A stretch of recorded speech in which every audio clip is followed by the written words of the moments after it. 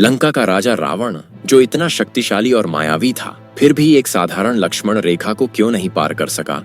इसके पीछे सच्चाई क्या है? लक्ष्मण रेखा की घटना रामायण में एक महत्वपूर्ण घटना है। यह कथा उस समय की है जब भगवान राम, सीता और लक्ष्मण वनवास पर थे। रावण द्वारा सीता के अपहरण की घटना से पहले लक्ष्मण ने अपनी कुटिया के चारों ओर एक रेखा खींच दी थी, जिसे लक्ष्मण रेखा के नाम से जाना जाता है। यह रेखा इतनी शक्तिशाली थी कि स्वयं रावण भी इसे पार नहीं कर सका था। दोस्तों, रावण लक्ष्मण रेखा क्यों नहीं पार कर सका?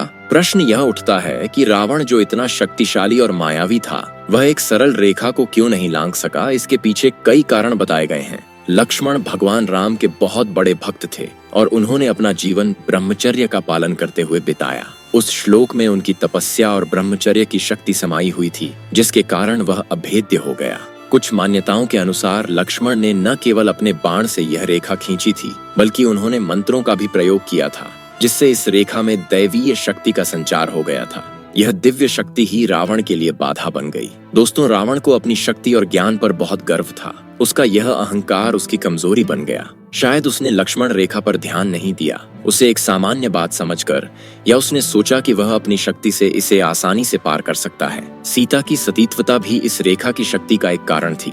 रावण पापी था और अपनी अपवित्रता के कारण वह पवित्र रेखा को पार नहीं कर सकता था। लक्ष्मण रेखा की घटना हमें यह भी सिखाती है कि आंतरिक शक्ति बाहरी शक्ति से अधिक महत्वपूर्ण है।